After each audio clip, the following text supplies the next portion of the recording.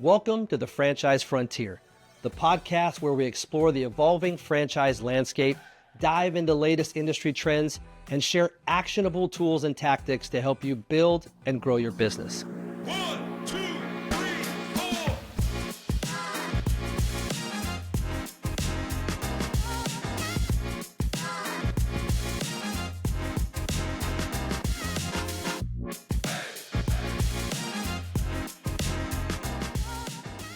Hello, everybody, and welcome back to the Franchise Frontier podcast, where we explore evolving franchise landscape, industry trends, tips and tricks to help you grow and expand your business. Today, we have the CEO of Horsepower Brands, Tony Hulbert. Tony, welcome to the show. Thanks, Dave. Glad to be here. So, Tony, I know you've been at Horsepower since inception or pretty close to that. When you think about what you've done in your background and what's led to you being in the seat you are now. Yeah, I know you know a lot of this, but my background, started as a CPA and then went to a CFO role at a young age for a beverage distribution company. Then in that same company, did the not so common transition, which went from a CFO into a vice president of sales and marketing, going back to my sports background and things of such that I just enjoyed leading teams. And so being a CPA, CFO, being strong with the numbers, it was always hindsight 2020. You're talking to management team and basing some of the decisions that they made 45 days ago. And you're coming in the room saying you made the wrong decision, maybe you made the right decision, but you're never part of the original part. So I enjoyed leading teams, but then also kind of frontline or in the moment of making decisions versus trying to judge somebody's decision 45 days later with a financial result. So I really enjoyed doing the vice president of sales and marketing for that same company. I've been on the franchisee side. I was in a minority position, but with two other gentlemen in nutrition retail, and we opened a significant number of stores across many states. And that taught me a lot about entrepreneurship, business ownership. It taught me a lot about not having the answers to every question, really encountering moments of where you have to problem solve and get through the next day. Was also a franchisee of that system. So you learned what franchising looked like from the franchisee side of the table. And had the opportunity to come over to Horsepower. And one of the first 5 employees since inception. Came on originally as a CFO for Mighty Dog Roofing, our first brand. And about 10, 11 months later, as we built out the acquisition strategy for the portfolio, took the CEO spot and spent many years doing the integrations and the acquisitions. And now fast forward to today, we got 9 brands and continue to run with it. Yeah, as you think about your time at Horsepower, and obviously you've helped build and scale the entire family of brands that we have. You think about why someone chooses business ownership. What do you think they're chasing? So that's a good question. So we've been able to have well over 10,000 conversations with people at different stages. And then when you take those numbers, 1,200 to 1,500 people have came to Omaha, Nebraska to even learn more about our brands at a discovery day. And then, 500 have been awarded and have chosen to move forward. The collective do through those discovery days is we ask people why they're here, what's their why. And you always come down to they're chasing freedom. And freedom can be broken down to a couple layers. One's time, and time's, that most valuable asset that we're all searching for. And can we have freedom of time? Another one is freedom of control. You hear a lot of times people talk about, I'm tired of building something for somebody else, or, I want to have control over my own life. I want to come back to freedom later in the podcast because it can become a little bit of a myth or a misconception that business ownership instantaneously gives you that freedom, but they're chasing that. And then I think, the right people who have the right mindset should really focus on the purpose. And people do. They'll come in and they'll share their story of, I'm building this for my family. I want to build a legacy. Or legacy to me is I want to make sure that my son or daughter understands what it looks like to take that entrepreneurial leap. And the people that come in more around the purpose and that why and really understands what that core purpose is, those people make better decisions whether they choose to move forward or not, because I think they're making the right decision long term. Where you're chasing freedom, depending on the caveats, I think you need to have a better understanding if business ownership is truly going to give you that initially or not, because it's going to all come back to you. I know in your seat, you have some different conversations as someone who supports the brand members and those type of things, how that all figures itself out. So in our short amount of time at Horsepower, what are some things that, as you look back, these are some common speed bumps that cause them to maybe start out slower than they expected? There's a number of things, but I think you can position yourself to any new business with a couple of things. So a business at the end of the day comes down to people, product, and process. Our product is our service. We're in home services, as your listeners know. But when you look at in people, there's so much to unpack there, but people is where you need to start first. And you're not going to get it right each and every time, but the first person is yourself. Now that you're the business owner, it's all coming back to you. Extreme ownership. There's no bad teams. There's just bad leaders. And so you got to point the thumbs before you point the fingers. That whole caveat, you have to be positioned to be that business owner and be ready to take this on. And so then that leads into, this over time, what we've done at Horsepower more than ever today than we ever did in our past. It's all mindset, and it's mindset of going all in.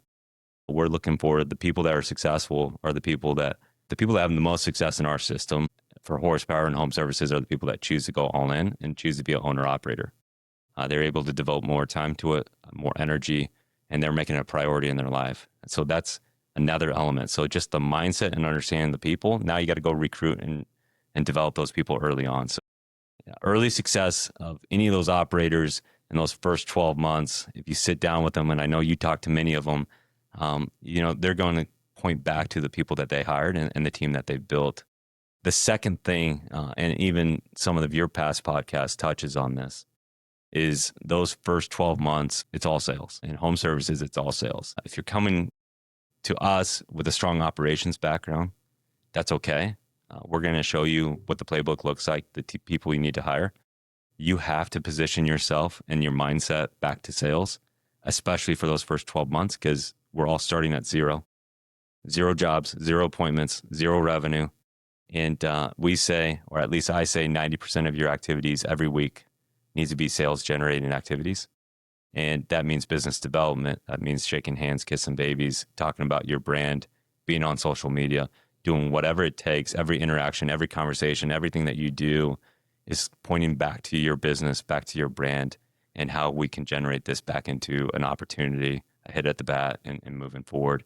There's a whole other list of things that you need to consider. I would end with this because you said roadblocks and speed bumps. And going into business ownership, understanding it, I'll use your reference, speed bumps. There's going to be a lot of them, but it's not going to stop after the first year. There's going to be a continuation. You stack the wins, but you have losses along the way. And failures I think is more about feedback and what are you learning from the missteps or the mistakes, those speed bumps, and how are you adjusting, reiterating your business model, your team, and going forward. And if you can go into business ownership knowing that the speed bumps are going to be there forever and it's never going to stop, no matter how great your business is, there's always going to be those moments. And you just become a bit better business owner when you start to understand how to react, how to adjust, how to learn from it, and how to build a better business to create the experience. And then you're off running. Yeah, I had a podcast a few episodes ago with Chris Rahill from Mighty Dog Roofing, and he made a great statement. When I think about the first 12 months, as you've talked about shifting to sales, he said, you can have the best of friends. I'm going to paraphrase, but you can have the best of friends, but they don't know what you're doing unless you tell them. And I think that when you pivot your mindset to sales, you quickly have to understand, I need to let everybody know. I need to scream from the rooftops that I am running business X and I am in their neighborhood and I want to be known in their neighborhood. That doesn't come from a corporate post. That doesn't come from a website. That comes from being a business owner, being sales driven, and letting everybody know that this is what I'm doing and this is what I want to do to be successful. So my next question would be, a lot of people think that only the rich own businesses. And so for you, as you've seen this, what are some smart ways or lesser known ways that people finance business or they're able to get into a franchise opportunity? Let's start like entrepreneurship or business ownership. At the end of the day, you could call yourself an entrepreneur if you simply step out of your house and go mow a few lawns and exchange value with the homeowner. Like A business is just exchanging value for a service that you offer. And so a lot of people can be business owners today. I hate the idea that a lot of the social media, we're no longer even talking about being millionaires. Like they'll reference billionaires. And I'm a big believer in small business in the US. And I just believe that that's what drives our economy.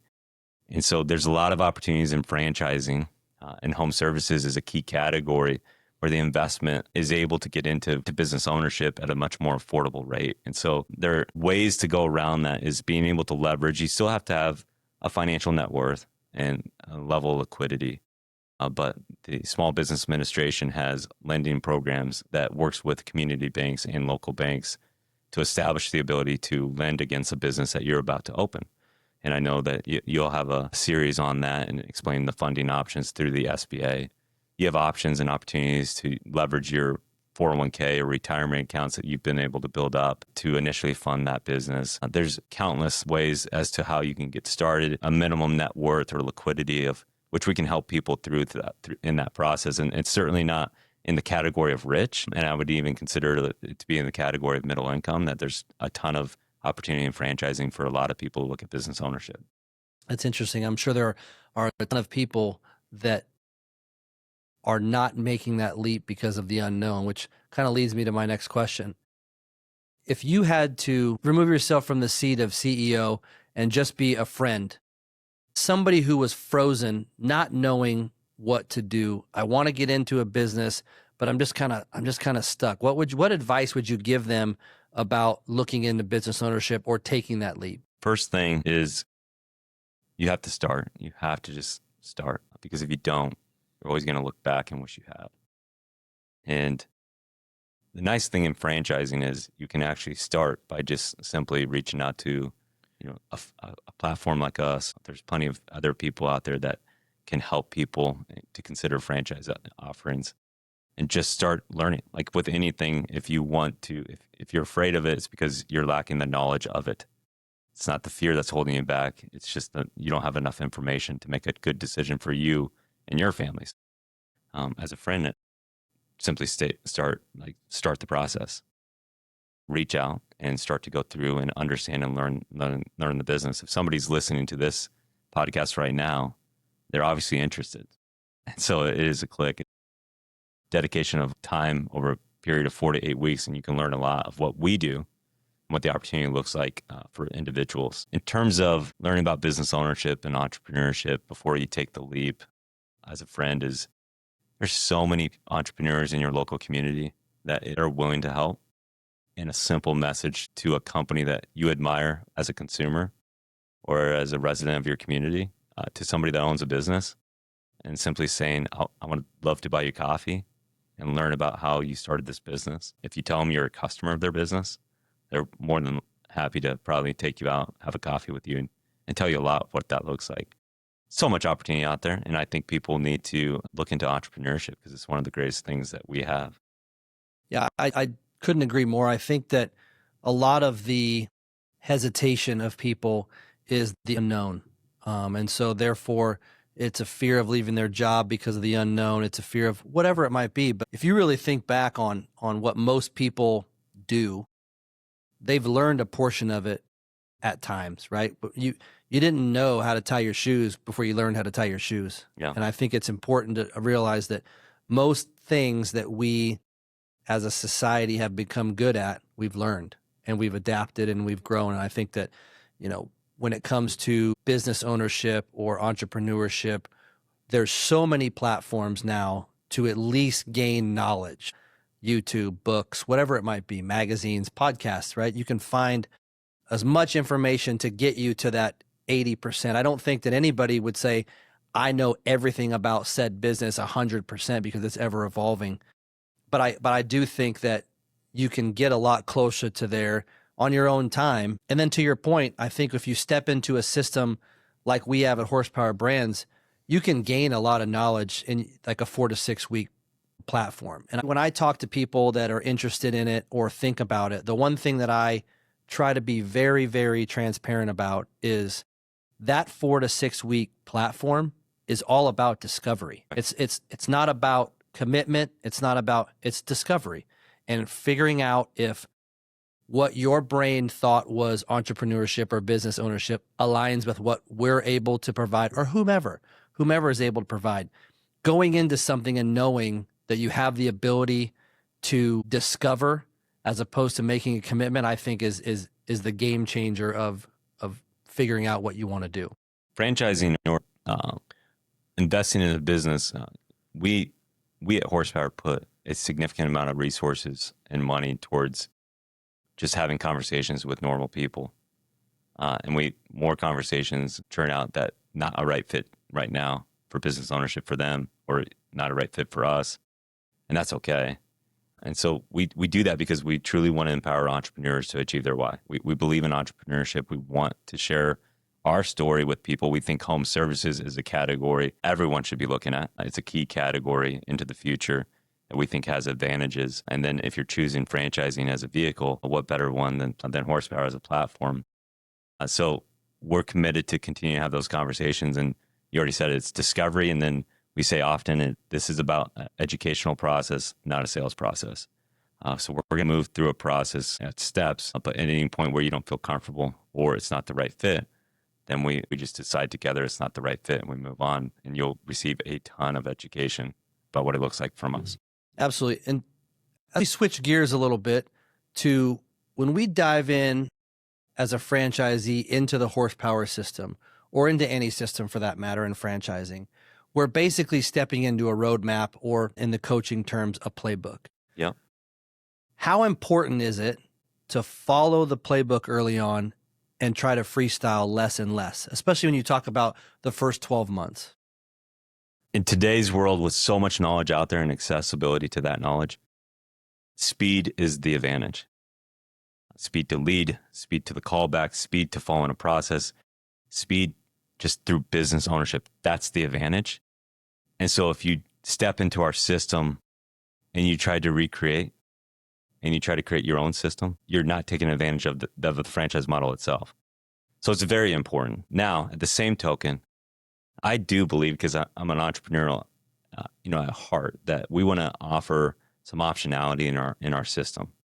Or if somebody believes in their market, for their team, for their reasoning, based on data and iterations, that they could adjust or tweak these small things, I want to, as much as possible, give them that right. So in home services, it's all about a phenomenal customer experience, understanding that speed is the advantage, understanding that the convenience to the homeowner is so important.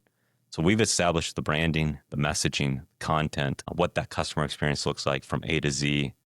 It doesn't make sense why you wouldn't attempt to follow that repeatedly for those initial 12 months. And then small tweaks, small adjustments are a lot easier than big adjustments. And so we want some optionality long-term to build some people that can build businesses.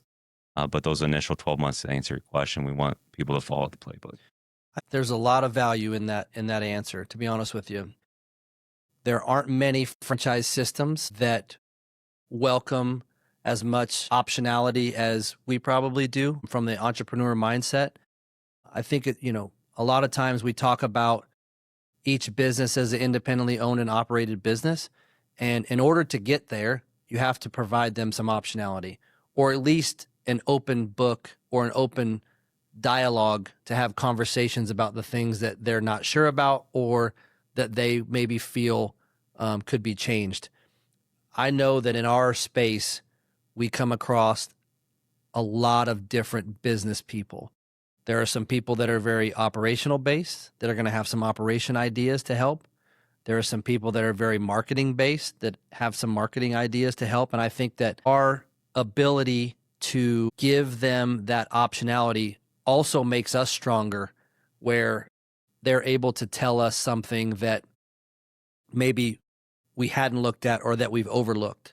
So I think that is the strength of our system, is the ability to welcome that in any sort of a phase. Entrepreneurship, or an entrepreneur, has courage, creativity, and commitment. Those 3 C's. Like, you think about what it takes to be an entrepreneur. You have the courage to make the leap. And then you have the courage each and every day when you wake up, because you technically don't know if you can make payroll next 2 weeks. You got to go out there and win each and every day. Just the courage it takes to run your own business. The commitment is the discipline and following the process. But then the creativity is there's problem solving to the day. There's innovation that occurs throughout the day. And people think innovation, sometimes they think these big, grandiose ideas, but there's innovation just in small ideas too. And so if we can't empower entrepreneurs to achieve their why, which is our purpose, and then ignore the creativity that is necessary to become a great entrepreneur. So the idea is to build a system of entrepreneurs that bring that innovation to us. Every great franchise system out there, you think a lot with food service, many of the ideas or the experience you have at those food services, those establishments have came from the franchisees, not the franchisor. The field feedback is important from our franchisor list. That's our customer. Their feedback is incredibly important to us. So as you sit in your seat and look across the horizon of franchising, what are some things that you're seeing in franchising that people need to pay attention to that are on the up and up right now? Well, and it's bias, home services. And a lot of it's noise right now with the AI talk, because right now AI is not to a point, in my opinion, that it's truly replacing jobs. But it's certainly augmenting jobs and taking some responsibilities away from people. Home services, we still believe that it's going to get through that time period. It's proven to get through a pandemic time period. It's shown that through recession, it can be strong. And so if you just look at the industry, you look at the category, it's incredibly strong. And it's taken a shape in these last 5 to 7 years. Home services has a lot of attraction, a lot of appeal to franchise candidates. And so that's, it's not that it's more recent, but it just continues to remain a strong area of franchising, what you need to be paying attention to. The other thing I think that our peers, our competitors, you could call it, in the franchise space, other franchisors that I admire, CEOs, founders that I appreciate and can look afar and say what they're doing is the right thing, is their willingness to talk about what it takes to be a business owner, the all-in mindset, and ensuring that they're looking for the right type of candidate, and ensuring that, because we don't need a whole lot of franchisees to do what we want to do. It's 200 to 400 franchisees per brand. And in the grand scheme of 330 million people in the U.S., it's not a lot. So we got to make better selections each and every time in terms of who's joining our system. Doesn't mean that you're wrong for entrepreneurship. Just doesn't mean it's the right fit for us. And we wish you the best in the future and as to what you want to do.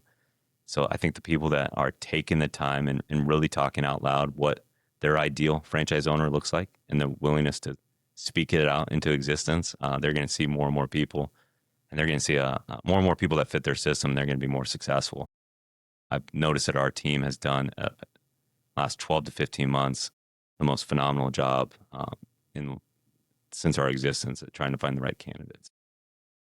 You mentioned AI a little bit, and obviously that's a big thing. That's a big talking. It's a buzzword. Let's just call it that. So you also mentioned that AI is not replacing people in their jobs. At Horsepower, what are some ways that you as a CEO have thought these are good ways to implement AI to make our overall arching units stronger? First, with anything is let's establish artificial intelligence, what that really is, because it's not software. And a lot of times people throw AI and it's just another software tool with some additional logic through it. But this is true intelligence that's looking at a set of data or whatever the case is, and making decisions and offering feedback and things to the users. And so one of the things that two areas that I'm most excited for. So let's understand artificial intelligence, true intelligence. And so how do we leverage AI to augment? So at Horsepower, with where we're at from a growth perspective, none of the things are we looking at it to replace something. We're looking to augment it and improve it. So we're leveraging AI in our sales and the customer service and the experience at the home. And I guess the experience at the home is the key point. This tool is able to listen to conversations at the home between the designer or the salesperson and the homeowner. And we use it to take notes. And so it makes you more efficient to go back to. But more than anything, it actually now, within 5 to 10 minutes, records that conversation, uploads it into the database, and it can start to assess that conversation and coach a person off the intelligence of thousands upon thousands of conversations that are happening with homeowners for that particular brand and service that we're offering. and go back to the sales team and coach and say, these are the steps that you could have improved upon. And I think anyone in a sales role, that's at the homeowner level. We have salespeople. We have people that are having conversations with candidates, being able to record those conversations and being able to look back at it. You start to think about, we all could be better. We all could be coached of how fast you talk. Do you actively listen? Are you engaging the other person? Are you hitting the right steps, the sales process or customer experience? You're able to be graded upon what you're doing in your career. And if you truly care about your career and wanting to be better, now here's a tool that can actually help you get better. Now, there should be a person alongside you leveraging that tool to coach you even better. You can actually use this tool to coach yourself. And so we have an incredible tool on the AI sales side that's coaching our field level people. If we get to a point of 1,000 franchise owners, that means we have 3,000 people representing our brands in logo, apparel, outside in the home with the homeowner, trying to have a conversation. And I want to get to a point where I have confidence that those conversations are following brand standards and it's a great customer experience. That's number one. Number two, the call center is, I listened to a call 2 days ago for our insulation brand. And the first objective in home services within a call center is to schedule an appointment. Find a time on the calendar that there's availability into the future that works for the homeowner and works for the company that's coming out. So the AI call center receiving the call, you're not talking to a person, is already able to sync up to the CRMs and our scheduling tools to set that appointment into the future. That's actually the basic part of it. The intelligence. So this is where the intelligence comes into play. This call, the person told the AI call agent what his needs were for his home related to condensation on his HVAC system, which is an insulation company, so it doesn't do anything with HVAC, and was looking to see if there's any insulation that you could put around the HVAC system to reduce the condensing and the condensation and a whole list of other things. And this AA call agent repeated back to the person, and he spoke for a solid 60 to 70 seconds, repeated back to the person what he said, which is always a cue that you're listening. This person had no idea that was an agent, by the way. Repeated it back, then was able, with all the other conversations, be able to respond according to what we would be able to do. We'll come to your house, we'll take a look, but we want to make sure that you know these are our limitations. This is what we're able to do, but we'd still come to your house because we think we could offer value here. And the person booked an appointment. We use a third-party call center, and there's no possible way that level of education could be taught to an outsourced call center that's replacing people consistently over and over and over. And this intelligence is working off of all these conversations, and they're happening in real time. So when I think about AI, that's an advantage of franchising, because if I go open a roofing company or insulation company, I got to find all these missing pieces, vendors and suppliers and all these tools. They're all out there.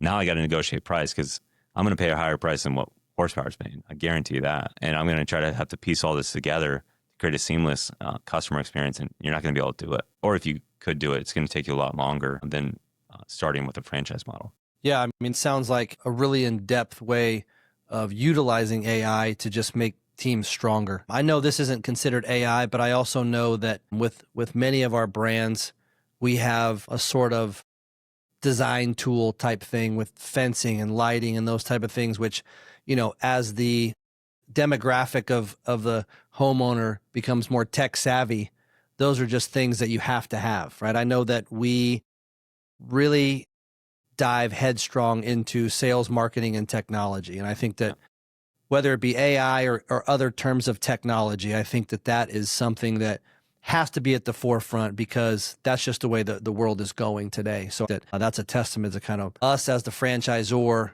being very much a out in front business partner to help drive business success and be able to work through those kinks before it ever gets to the franchise side to obviously smooth some things out.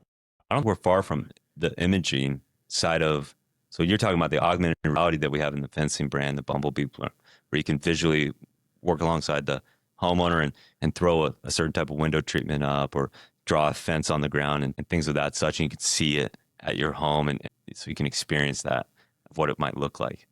But I don't think we're far from you taking a picture of I mean, I think it probably already exists to this point, but I don't think we would be far from being able to take a picture of a window in your room. And instead of you having to drag and drop things, the intelligence is going to shoot back based on a certain number of factors back to you. Here's 3 options. This is what it could look like inside your home based on the area you just took a picture and some of the things you just told me. Yeah, that's incredible. I think that, obviously that there's a lot to be said for the easeability of some of that stuff. And so interested to see how that produces. At Horsepower, talk to me about community a little bit. How does the culture at Horsepower Brands help the business owners feel like they're not alone? Yeah, well, first, culture eats strategy for breakfast. And so you got to start any business with culture. So our core values, and we've had them today. And values are incredibly important. It's important as a CEO or a leader of the company. And every leader within the company doesn't look to those values as like a commodity or a poster on the wall, that they live and breathe them. And so that's a key part. Joining a franchise system, the community is an untapped value. And I only mention it as untapped because it requires you as a franchisee to want to get involved and work alongside colleagues or peers within the community. So we encourage it. And the best people that do it are doing it without us, the franchisor, being involved and are reaching out to people. And so it's as simple as making sure the system knows who the top 10 performers are and what are they doing, and not just in sales, because that's the result. What are the leading indicators to sales to make sure that you can show a person like this person's really good or is really seeing success with paid appointments. So they're spending marketing dollars and they're getting the result. I'm going to reach out to the top 3, but these people are really good on an average ticket or the sales. And so their sales team is able to raise that ticket price. Is it pricing? Is it the sales process, the experience? What's increasing the average ticket? And oftentimes the top 3 there are not this top 3 in this category. So we have 7 to 9 KPI indicators, and that's using data as a strategic asset, also as a leverage for you as a franchisee to go to the community. You know exactly where to start, because you don't want to call the person who's going to give you a lot of opinion and not be speaking from experience in a result that you know that they're a winner in this category. I want to talk to the winners. If I want to be the best at something, I want to know that I'm talking to somebody that's better than me and that is doing it right now, and that the feedback, it's going to shorten the amount of time I talk to you, because I'm going to listen to you and I'm not going to debate it because you're already better than me. I'm going to take your feedback. I'm going to drive with it. So data is a big part of our culture. It's part of our DNA. But then when you spin it back to creating the community, the unlock and franchising of knowing where to start, the last thing is also you're in it with other people. And again, the speed bumps, the mistakes, the wins, the emotions, the highs and lows, you get to experience that with other people. You're not alone, and you're not just with the franchisor. You have a community. We do a franchise advisory council within each brand. They work with the leadership of each particular brand, but those are the nuances of just franchising it just in general. And I see a lot of value in the community, but it starts with the franchisee. Truthfully, I don't think that that's leveraged enough as how powerful that is in a franchise system. I don't think even us as the franchisor probably leverage that enough, because most times it's what's going to be in my marketing, what's going to be this, what tools do you have for me to be successful?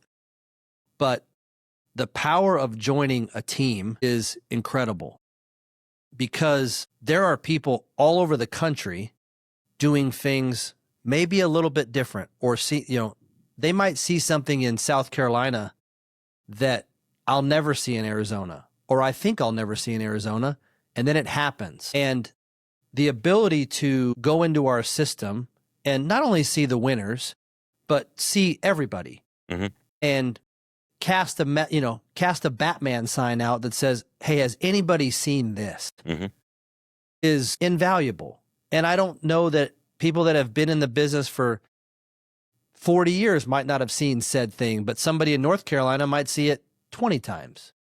So I think that there's just so much value in the team. And then what you also have at Horsepower is the cross-pollination across 9 brands. It doesn't necessarily have to be, if I'm a franchisee for Bumblebee Blinds, I'm only talking to franchisees from Bumblebee Blinds. I have the ability to talk to my brand team reaches out to a different brand and says, can you talk to so-and-so or whatever that might be. And then casting a bigger net in marketing in certain areas and those type of things. There's just so much value. And I think that it comes in stages as well. There are people that have been in business for, call it 4 years, 2 years, 2 months, 1 month, whatever that might be.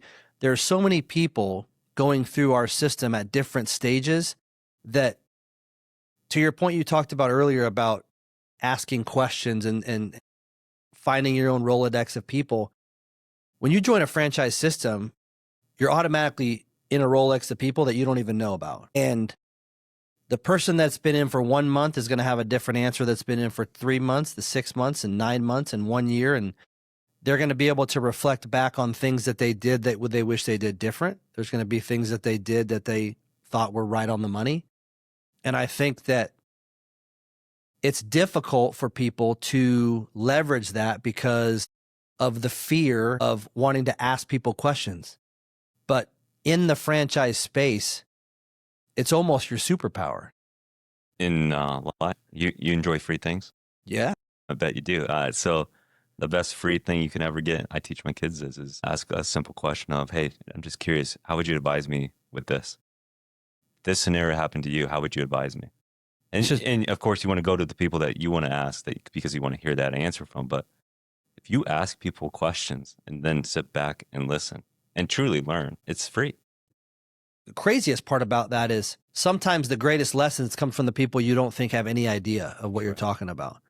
And it's something that they have either dealt with and flushed or whatever it might be. I think when you're part of a franchise system and a megazord per se, like horsepower, that conglomerate of people is continuing to grow. Right. And some of their knowledge doesn't only necessarily come from their time owning a Mighty Dog Roofing. It could have been from their previous career, whatever that might be, how they've worked through it or how, at a high level. So I think that, what I would say is we probably still don't leverage that enough. Because it starts with the franchisee.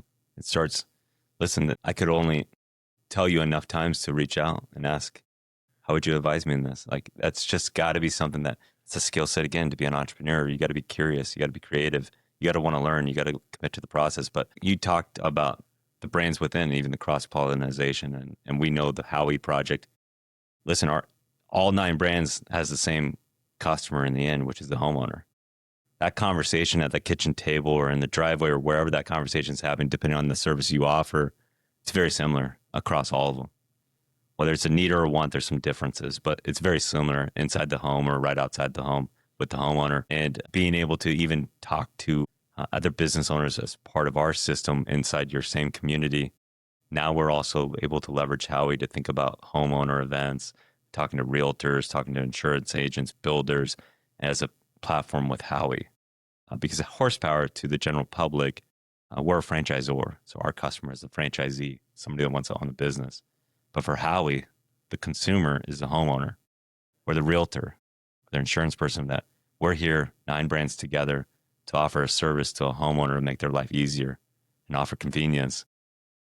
Being able to cross-pollinate the knowledge to other franchisees within your same community across the brands that we offer, it's invaluable. That alone is a reason to join one of our systems. And it's an advantage that we have over maybe a single franchise system. So take a step back for those that don't know yet and give an overview of what Howie is. Yep. Kind of touch on, so that way they can understand that connection that's being made between brands as you see the Howie project. Yeah, so it started about 2-3 years ago, and some understand my past. So the beverage distribution was PepsiCo. Now we were private distribution. I'm a Coke guy, so I don't get it. But you can see, like, I'm already cheating here. I got the Diet Coke. I saw the power of a portfolio of brands. Now, obviously, they're global brands. Each one of them, Pepsi, Mountain Dew, Gatorade, global brands. But the power of what you could do with the consumer when you can bring a whole list of services or opportunities that meets their needs or wants. And so Howie it's as simple as making sure that we have a platform name that's in the eyes of the homeowner. And it was never going to be horsepower because it doesn't make sense to have it be that. And so the first objective is very similar to every one of our brands is we're looking to solve the needs or wants of the homeowner, offer solutions, and we want to do that through the Howie platform. Now, we tell every franchise candidate that's investing in a particular brand like Mighty Dog Roofing, you're making that investment in that brand. Howie's secondary, it's augmented, it's additional. And so put all your efforts into Mighty Dog Roofing, and the more you can lift that brand, and the Bumblebee Blinds can lift that brand, and the Sandstrong Fencing can lift that brand, you're coming together under this portfolio, and there will become a day where we hope, one, we want to do with Howie is just to offer convenience to the homeowner to go book an appointment, reschedule an appointment through a Howie website or an app. And we believe that we're hopefully there with our version 2 launch here this year with the Howie site to have homeowner accounts, where the first objective is simply the appointment scheduling within a metro area, and have the ability for somebody to go to the metro area, and where we have brands open, they can schedule even directly with those brands if needed. What it takes with Howie for us is, as we look long-term, and I won't get into long-term because what we need first is a number of franchisees open and operating. But you start to think long-term, we get a lot of people that even have given me ideas along the way, but how do you leverage that portfolio brands in a market for advertising from a sales component, and just a lot of different other aspects around data that we could talk for an entire podcast on that alone. Yeah. It's, so in a nutshell, Howie is sort of a platform that's a way to refer other businesses within our umbrella that basically have a very similar customer experience, a very similar build out, are built on the same core values, so that if I had a great experience with, say, Mighty Dog Roofing, and I was now looking to get a fence at my house, I'd be able to say, well, I wonder if under this Howie portfolio, Right, if there's a fence company in my location, and to be able to go on and book that, sort of a, Marriott Bonvoy for home services per se. yeah. And just the process. So you start to expect the process to be similar. If Mighty Dog communicated clearly, followed the steps, invoiced properly, followed through with everything, you start to understand, like, if I just utilize a Howie platform, regardless of the brand or owner, I'm getting similar experience because it's all being created by horsepower on the back end. And so there is a lot of similarities across our brands in terms of the homeowner experience. Very cool. As we wrap up here, if someone was listening right now and thought, man, this is my moment. This is my moment. What are the first steps that they should take toward business ownership? Should reach out to us. That's an easy question. They should reach out to us, horsepowerbrands.com. They need to just start. We already talked about it. They just need to start. There's a lot of power in taking the first step. The first step is the most difficult, but I would agree with you. I think that taking that first step and understanding that first step is, like we talked earlier, is not a commitment. It's the first step to discovery. You might find out quickly, this is not for me. This is not as simple, or this is not as simple as I wanted it to be, or whatever that might be. You quickly figure out, I want to be a business owner. Actually, I want to be an investor in an already running business, whatever that might be. I think that you will always question if you don't take that first step. Let's spin it back to you. I think that you're a person that just starts and you initiate. You don't overthink it, and you're willing to try. And this podcast itself, we had conversations of, I didn't think I would be the right person to host it because you're curious, you're engaging, you ask good questions, and we had no flipping idea we don't know anything about doing a podcast. No. But I promise you, when you get to 100, you're going to be way more knowledgeable than you were at the first one. So we just started. We did spend some money, order some stuff, and we didn't put a whole lot of thought into it. And I've watched each and every one of them, and it just incrementally gets better. The way you approach it, the way you host it, your guests, I can see improvements because I've seen the first one to now, and it simply started with you just taking the initiation and going. Yeah, well, I definitely appreciate that. I will tell you, a lot of what I do now, I still think back in the early days when it was just Mighty Dog. Yeah. We were getting ready as a business to film some intro videos, whether it be for how to go to the home or what to wear, etc. And This was you and me. Yeah. And I think back about like failure to prepare is preparing to fail, but you can also have, not to use too many key terms, but paralysis by analysis. Yes. Absolutely 1,000,000%. If you try to make it perfect on the first swing, it's never going to happen. And so then 1 week turns into 2 weeks, 2 weeks is 6 months, and then all of a sudden, whatever happened with the videos. And I think about it now when we do our podcast, there's sometimes where, you know, a microphone falls or a phone rings or those type of things, and you want it to be perfect, but it's just not going to be. It's going to continue to get better and better. And so it goes back to your point that I would tell anybody, if you're thinking about business ownership and there are things about it that you're just not sure about, could be, I don't know what the investment is. I don't know how, if I did know the investment, how I would ever fund something like that. I don't know what kind of franchise businesses are even around. People would be astonished by the number of franchises in the country. And so to your point, I think that it's just take the step and find out. It doesn't cost you anything. It doesn't hurt anybody's feelings, but you have the ability to find out. It might not be the right time now, but now you're educated. Now you have the education. There's a layoff, AI takes over your job, something like that. You're now set up to say, okay, here's my pivot because I now am knowledgeable about that. So I couldn't agree with you more about that. So in closing, thank you very much for being on the podcast, being a part of Horsepower Brands and the Franchise Frontier podcast. Hope that there's some insight from people to understand a little bit more about your journey and what we do at Horsepower Brands. And so I appreciate your time and look forward to the next episode. Thanks, Dave.